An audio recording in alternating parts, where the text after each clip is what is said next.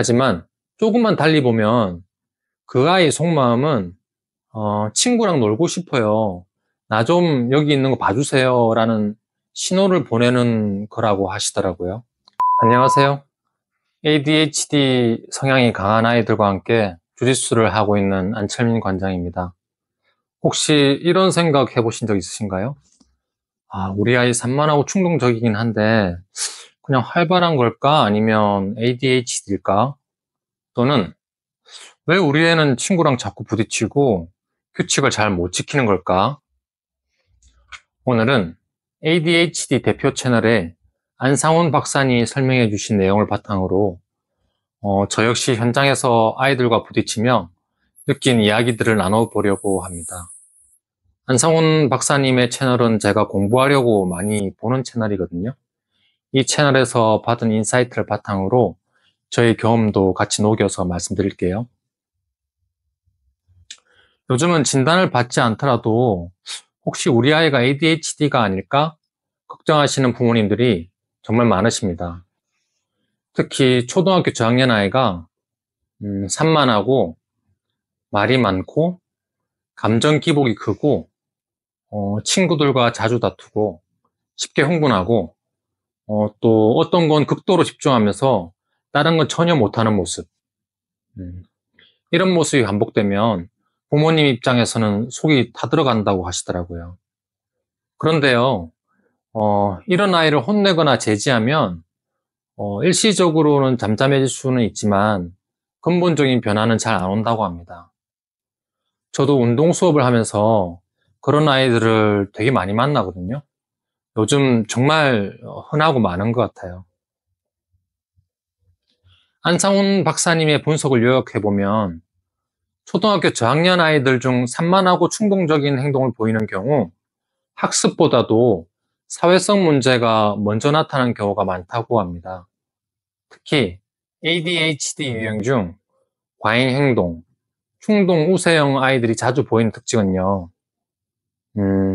처음 보는 친구에게도 막 다가간다. 근데 이게 이제 부모님이 보시기에는 사교적이다고 착각하실 수도 있대요. 또 리더십이 있어 보이는데 실제로는 자기 방식만 고집하는 경우도 있고요. 게임 규칙을 자기 멋대로 바꾸고 이기려 한다는 경우도 있습니다. 근데 이제 제일 큰 차이점이 감정 통제가 안 되어서 쉽게 다투고 관계가 오래 가지 않는다고 하네요.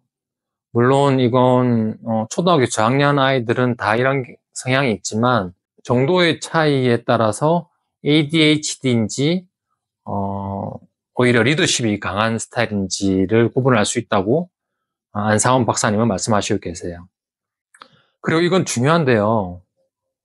처음에는 빨리 친해지지만 시간이 지날수록 더 멀어지는 경우가 많다는 점입니다. 그런데 아이는 이걸 인지하지 못한다고 그래요.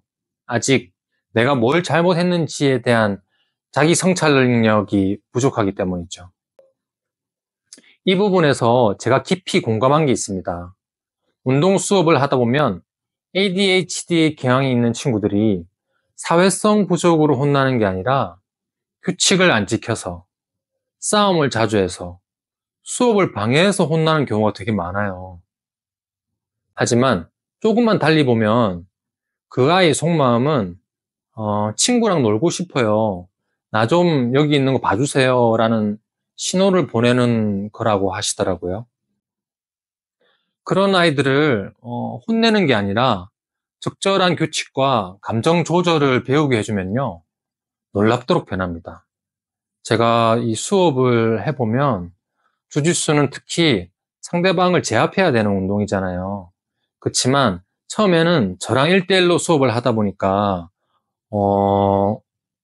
느끼지 못했던 사람에 대한 존중을 배우게 되거든요. 왜냐하면 저처럼 강한 어른을 만나본 적이 없으니까요.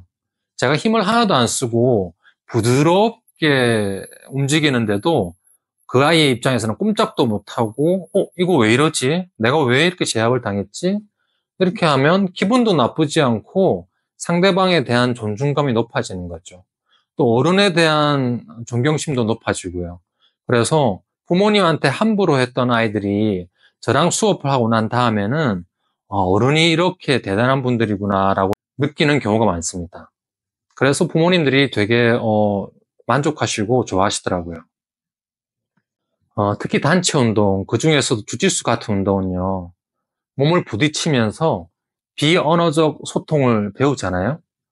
또 승패가 있는데 규칙 안에 승패가 있으니까 감정을 어떻게 조절하는지 익히고, 또 함께 훈련하면서 서로 도우는 유대감을 형성하게 되죠. 심지어 ADHD 성향의 아이가 규칙에 너무 예민하고 반항적으로 반응하는 걸 나중에는 규칙을 잘 지키고 싶어 하는 아이로 바뀌는 모습도 봤어요. 왜냐하면 주짓수를 계속 하다 보면 나중에는 제가 그 친구한테 또래 친구나 혹은 이제 저나 부모님을 알려주는 코치로 역할을 주어주거든요. 그럼 본인이 코치가 되어서 남을 지도하다 보면 엄청 행동 교정이 나타나는 경우가 많았습니다. 한 6개월 정도 지난 다음에 제가 이제 코치로서 역할 변경을 하는 수업을 하거든요. 그럼 정말 좋아지는 경우를 많이 봤어요. 실제로 해외에서는 ADHD 아이들을 치료해서 운동이 약물만큼 중요하다고 보는 연구들이 있었습니다. 미국 일리노이 대학의 ADHD 관련 실험에서는 규칙적인 운동을 한 아이들이 집중력과 충동 조절 능력이 향상되었다는 결과를 내었죠. 또 CBT 그룹 치료라고 해서 비슷한 연령대와 사회적 배경을 가진 아이들이 함께 훈련하며 사고와 감정을 조절하는 치료 방식도 있는데요. 주짓수는 CBT의 요소를 자연스럽게 포함하고 있어요. 처음에는 ADHD가 심하거나 자폐 스펙트럼이 있는 친구들은 또래 친구들하고 같이 운동을 하면은 불안해하고 서로 수업이 안 되거든요. 근데 이제 저랑 1대1 수업을 어느 정도 하고 나서 또래 친구들하고 같이 CBT 수업을 하면 정말 좋아하시는 경우를 많이 봤어요. 안상훈 박사님도 영상에서 말씀하셨죠. 초등학생 시기, 특히 저학년 때는 학습보다 사회성이 훨씬 더 중요하다고요. 그래서 오늘 영상에서 제가 드리고 싶은 말씀의 핵심은 이겁니다.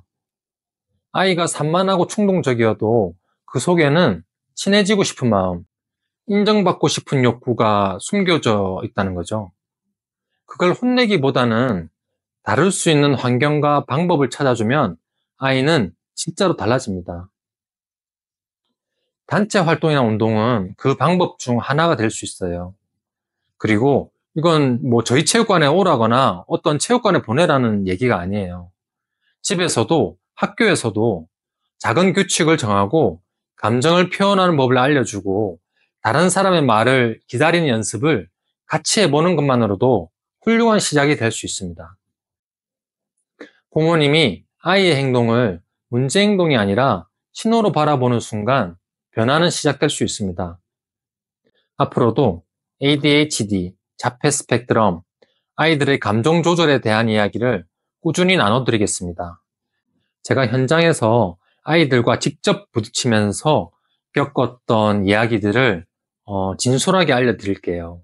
제가 정말 좋은 정보를 공부해서 알려드릴 테니 꼭 구독과 좋아요를 해주시면 감사하겠습니다.